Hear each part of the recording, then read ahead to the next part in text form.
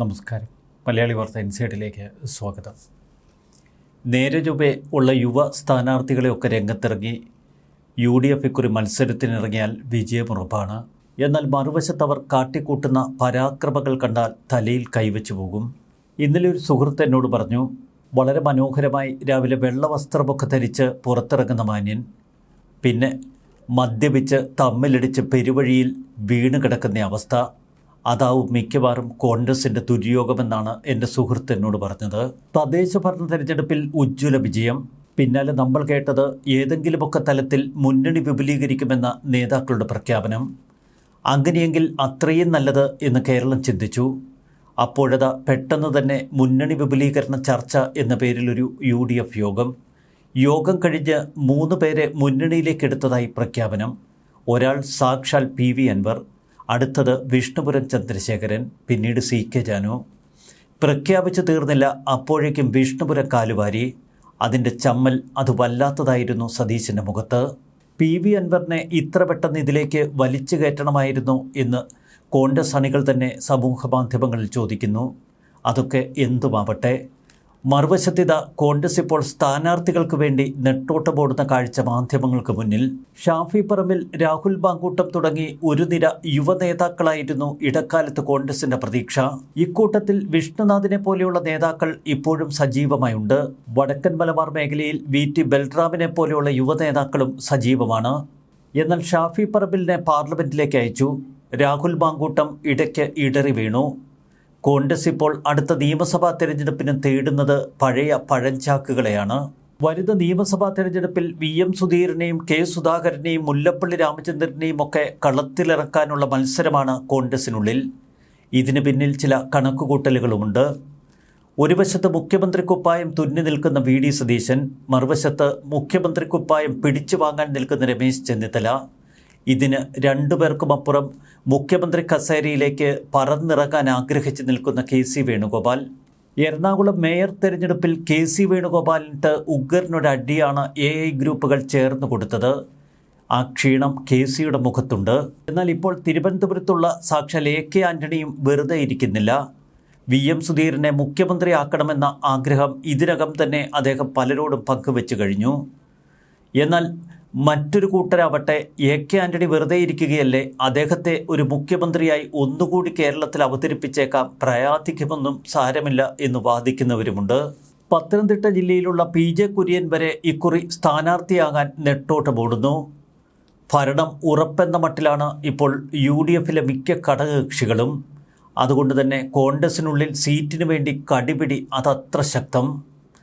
മറുവശത്ത് ആരെയെങ്കിലുമൊക്കെ തൊഴിച്ചെറിയാൻ പറ്റുമെങ്കിൽ അതിനുള്ള അവസരവും ഇപ്പോൾ കോൺഗ്രസ് പാഴാക്കുന്നില്ല. കഴിഞ്ഞ കുറേ കാലമായി വട്ടിയൂർക്കാവിൽ കിടന്ന് പൊരുതുകയായിരുന്നു സാക്ഷാൽ K മുരളീധരൻ.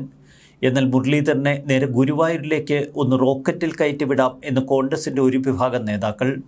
കഴിഞ്ഞ 4 വട്ടം UDF സ്ഥാനാർത്ഥി ഗുരുവായൂരിൽ പരാജയപ്പെടുകയാണ്. പട്ടാമ്പി സീറ്റും ഗുരുവായൂർ സീറ്റും ലീഗും കോൺഗ്രസും തമ്മിൽ വെച്ച് മാറുക. അങ്ങനെ പട്ടാമ്പി കൊടുത്ത് ഗുരുവായൂർ വാങ്ങി ഗുരുവായൂരിൽ സാക്ഷാൽ K മുരളീധരനെ നിർത്താം എന്നാണ് ഒരു വിഭാഗം നേതാക്കളുടെ കണക്കുകൂട്ടൽ. അത്തരം ബോധ്യം മനസ്സിലിരിക്കട്ടെ എന്ന് K മുരളീധരൻ.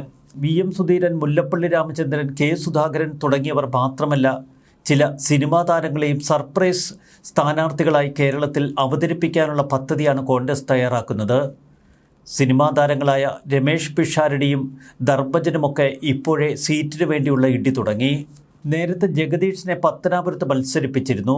എന്നാൽ പത്തനാപുരം ഇക്കുറി ജ്യോതികുമാർ ചാമക്കാല കിടന്നുഴുതുമറിച്ച് മണ്ഡലം തനിക്ക് അനുകൂലമാക്കി മാറ്റിവെച്ചിരിക്കുന്ന അവസ്ഥയിലാണ്. അതുകൊണ്ട് ജഗദീഷിന് മറ്റെവിടെയെങ്കിലും നോക്കേണ്ടി വരും. അതുമല്ല, മറ്റു ചില താരങ്ങളെ അവതരിപ്പിക്കുന്നതിനെക്കുറിച്ചുമുള്ള ചർച്ചകൾ കോൺഗ്രസിൽ സജീവമാണ്. പാർട്ടിയുടെ മുതിർന്ന നേതാക്കൾ, മുൻ KPCC അധ്യക്ഷന്മാർ തുടങ്ങിയവരെയൊക്കെ മത്സരരംഗത്തിറക്കണമെന്ന് പഴയകാല നേതാക്കൾ വാദിക്കുന്നു. തൃശ്ശൂരിൽ സാക്ഷാൽ VM സുധീരനെ അവതരിപ്പിക്കുക, കണ്ണൂരിൽ K സുധാകരനെ തന്നെ നിർത്തുക, നാദാപുരമോ പേരാമ്പ്രയോ മുല്ലപ്പള്ളി രാമചന്ദ്രൻ്റെ ഒരു സീറ്റ്. തദ്ദേശ ഭരണ തെരഞ്ഞെടുപ്പിലെ അപ്രതീക്ഷിത പരാജയത്തിന് പിന്നാലെ നിയമസഭാ തെരഞ്ഞെടുപ്പിൽ വീണ്ടും അധികാരത്തിലെത്താനുള്ള സർവ്വതന്ത്രങ്ങളും മെനയുകയാണ് മറുവശത്ത് LDF, പ്രത്യേകിച്ച് CPM. വിജയിക്കാൻ സാധ്യതയുള്ള മണ്ഡലങ്ങളിലെല്ലാം ശക്തരായ സ്ഥാനാർത്ഥികളെ നിർത്തി മത്സരം ശക്തമാക്കാനാണ് CPMൻ്റെ നീക്കം. ഘടകകക്ഷികളായ NCP, കോൺഗ്രസ് എസ് എന്നിവർ മത്സരിക്കുന്ന കോഴിക്കോട് ജില്ലയിലെ എലത്തൂർ, കണ്ണൂർ ജില്ലയിലെ കണ്ണൂർ നിയമസഭാ മണ്ഡലങ്ങൾ CPM ഇക്കുറി ഏറ്റെടുത്തേക്കുമെന്ന സൂചന ശക്തമാണ്. എന്നാൽ ഇക്കുറി നിയമസഭാ തെരഞ്ഞെടുപ്പിൽ ഏറ്റവും ശ്രദ്ധേയമാകുന്ന മണ്ഡലം ഒരുപക്ഷെ പാലക്കാട് തന്നെയാവും. രാഹുൽ മാങ്കൂട്ടത്തിന് ഒരു കാരണവശാലും സീറ്റ് നൽകേണ്ടതില്ല എന്ന് പാർട്ടി ഉന്നതതല നേതാക്കളുടെ ഒരു തീരുമാനം. രാഹുലിന് സീറ്റ് നൽകിയാൽ അത് കോൺഗ്രസിന് വലിയ ക്ഷീണമുണ്ടാക്കും. തെരഞ്ഞെടുപ്പ് കാലത്ത് വീണ്ടും രാഹുൽ വിഷയം CPM ഉയർത്തിക്കൊണ്ടുവരും. രാഹുലിനെതിരെ പാർട്ടി പിന്നെ എന്തുകൊണ്ട് നടപടി സ്വീകരിച്ചു തുടങ്ങിയ ചോദ്യങ്ങൾക്ക് മുന്നിൽ UDF വിയർക്കും. അതുകൊണ്ട് തൽക്കാലം രാഹുൽ മാങ്കൂട്ടത്തിന് സീറ്റ് നൽകേണ്ടതില്ല എന്നതാണ് കോൺഗ്രസ് നേതാക്കളുടെ തീരുമാനം. എന്നാൽ രാഹുൽ സ്വതന്ത്രനായി പാലക്കാട് മത്സരിക്കുമെന്നാണ് രാഹുൽ ഏറ്റവും അടുത്ത സുഹൃത്തുക്കളോട് വ്യക്തമാക്കുന്നത്. അങ്ങനെയെങ്കിൽ പാലക്കാട് മത്സരം തീവാറും. UDF, LDF മുന്നണികൾക്കെതിരെ സ്വതന്ത്രനായി രാഹുൽ മാങ്കൂട്ടം മത്സരിക്കാൻ തീരുമാനിച്ചാൽ സമൂഹ മാധ്യമങ്ങളിലും അതിൻ്റെ അലയൊലികൾ ശക്തമാകും. ഇത് കോൺഗ്രസിനും UDFനുമൊക്കെ ഏറെ ക്ഷീണമുണ്ടാക്കും. തദ്ദേശഭരണ തെരഞ്ഞെടുപ്പ് ഉൾപ്പെടെ കോൺഗ്രസിന് ശക്തമായി പിന്തുണ നൽകുന്ന ഒരു നിലപാടാണ് എപ്പോഴും രാഹുൽ മാങ്കൂട്ടം പിന്തുടർന്നിരുന്നത്. രാഹുലിനെതിരെ ആദ്യ ആരോപണത്തിനു പിന്നിൽ കോൺഗ്രസ് അനുഭാവിയാണ് എന്നത് UDF പ്രവർത്തകർ ഇപ്പോഴും പറഞ്ഞിട്ടില്ല. തുടർന്ന് കോൺഗ്രസ് നേതാക്കൾ തന്നെയാണ് രാഹുലിനെതിരെ ഏറ്റവുമധികം പ്രതികരിച്ചതും തുടക്കത്തിൽ. പിന്നീട് ഔദ്യോഗികമായ ഒരു പരാതി പോലും ഉയരുന്നതിന് മുൻപ് തന്നെ കോൺഗ്രസ് രാഹുലിനെ പാർട്ടിയിൽ നിന്ന് സസ്പെൻഡ് ചെയ്യുന്നു. KPCC അധ്യക്ഷന് ലഭിച്ച ഊരും പേരുമില്ലാത്ത ഒരു പരാതി, സർക്കാർ ഒന്നാം അതിജീവിതയുടെ പേരിലെടുത്ത കേസ്, മുൻകൂർ ജാമ്യാപേക്ഷ തിരുവനന്തപുരം ജില്ലാ സെഷൻസ് കോടതി തള്ളിയതിന് തൊട്ടു പിന്നാലെ പാർട്ടിയിൽ നിന്ന് തന്നെ രാഹുലിനെ പുറത്താക്കി. അതേ രാഹുലിന് ഇനി സീറ്റ് കൂടി നൽകില്ല എന്നാണ് കോൺഗ്രസിൻ്റെ നിലപാട്. ചുരുക്കത്തിൽ സ്വതന്ത്രനായി മത്സരിക്കുന്ന രാഹുൽ ഇക്കുറി കോൺഗ്രസിനും ഭീഷണി ഉയർത്തുമോ എന്ന് കാത്തിരുന്ന് കാണേണ്ടതുണ്ട്. പുതുതലമുറ കോൺഗ്രസിൻ്റെ നേതൃത്വത്തിലേക്ക് കടന്നു വരുന്നു എന്ന പ്രതീതിയൊക്കെ അങ്ങനെ അലിഞ്ഞില്ലാതാകുന്നു. പഴയ തലമുറയിലേക്ക് തന്നെ അധികാരവും സ്വാധീനവും ചെന്നെത്തുന്നു. അവിടെയാണ് ഇനി പുതിയ പുകിലുകൾ. ആരാവും അടുത്ത മുഖ്യമന്ത്രി എന്ന ചോദ്യത്തിന് ഒട്ടനവധി അവകാശികൾ ഇനി തലപൊക്കും. VM സുധീരനും മുല്ലപ്പള്ളി രാമചന്ദ്രനും K സുധാകരനുമൊക്കെ ആ കസേരയ്ക്ക് സർവ്വത യോജിച്ചവർ. ഇനി അങ്ങ് പുരയ്ക്കകത്തിരിക്കുന്ന AK ആൻ്റണിക്ക് പോലും ആ കസേരയ്ക്ക് യോഗ്യതയില്ലേ എന്നൊരു കൂട്ടർ ഒരു വാദമുന്നയിച്ചാൽ അതിനെയും നിഷേധിക്കുക വയ്യ. കപ്പിനും ചുണ്ടിനുമിടയിൽ എല്ലാം സതീശന് നഷ്ടപ്പെടുമോ എന്ന് കാത്തിരുന്ന് കാണാം. എങ്ങനെയെങ്കിലും ഇക്കുറി പകുതി ടേമെങ്കിലും മുഖ്യമന്ത്രി കസേര പിടിവിടാതെ പിടിക്കണമെന്ന് കരുതുന്ന രമേശ് ചെന്നിത്തലയുടെ അവസ്ഥ എന്താകും? എപ്പോഴും ആളുകൾ ആക്ഷേപിക്കാറുണ്ട് കോൺഗ്രസ് ഒരു ആൾക്കൂട്ട പാർട്ടിയെന്ന്. അത് ഉറപ്പിക്കും വിധമാണ് ഇപ്പോൾ പുറത്തു വരുന്ന ഓരോ സംഭവ വികാസങ്ങളും. വേണ്ടത്ര കൂടിയാലോചനകളില്ല, നേതൃധാരണയില്ല.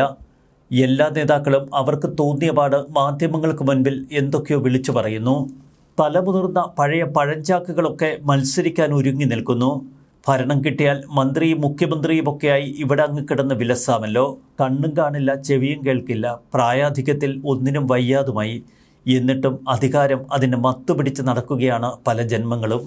ഒരു കാര്യം നമുക്കുറപ്പിക്കാം, ഇക്കുറി യുവതലമുറയിലേക്ക് ഭരണമാറ്റമൊന്നും കോൺഗ്രസിലോ UDFലോ ചിന്തിക്കാൻ കഴിയില്ല. കാരണം അമ്മാതിരിപ്പിടുത്തമാണ് പഴയകാല നേതൃത്വം ഇപ്പോൾ കയറിപ്പിടിച്ചിരിക്കുന്നത്. പ്രത്യേകിച്ച് രാഹുൽ മാങ്കൂട്ടത്തിലിനെ പോലൊരാൾ പെണ്ണുകേസിൽ നിലത്ത് വീണ് കിടക്കുമ്പോൾ സംഗതി എളുപ്പമാണല്ലോ. ഷാഫിക്കാവട്ടെ പഴയതുപോലെ ഇപ്പോൾ കോൺഗ്രസ് നേതാക്കളെ വെല്ലുവിളിക്കാനുള്ള ആർജവുമൊന്നുമില്ല. എങ്കിലും വടക്കൻ മലബാറിൻ്റെ ഹീറോ ഇപ്പോഴും ഷാഫി പറമ്പിൽ തന്നെയാണ് എന്ന് നമുക്ക് ഉറപ്പിച്ച് പറയാം. മറ്റൊരു നേതാവിനും ഇത്രയധികം ആൾക്കൂട്ടത്തെ ആകർഷിക്കാൻ കഴിയുന്നില്ല. തൻ്റെ നിലപാടിന് കിട്ടിയ വിജയമാണ് തദ്ദേശഭരണ തെരഞ്ഞെടുപ്പിൻ്റെ വിജയമെന്ന് സതീശൻ നൂറ്റുകൊന്ന് ആവർത്തിക്കുന്നു. എന്നിട്ടും സതീശനിലേക്ക് വലിയൊരു ഗ്രൂപ്പ് സമവാക്യമൊന്നും തിരിയുന്നില്ല. AI ഇപ്പോഴും തങ്ങൾ ശക്തരാണ് എന്ന് എറണാകുളത്തെ മേയർ തെരഞ്ഞെടുപ്പിലൂടെ തെളിയിച്ചു കഴിഞ്ഞു. മേയർ തെരഞ്ഞെടുപ്പിൽ ദീപ്തിയെ മേയറായി വാഴിക്കാനുള്ള KCയുടെ നീക്കമൊക്കെ വലിച്ചെറിഞ്ഞ് എയറിലാക്കി.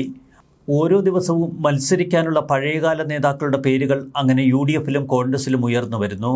ഇനിയിപ്പോൾ എങ്ങനെയൊക്കെ കാര്യങ്ങൾ ചെന്ന് അവസാനിക്കുമെന്ന് കാത്തിരുന്ന് കാണാം. ന്യൂസ് ഡെസ്ക് മലയാളി വാർത്ത ഇൻസൈറ്റ്.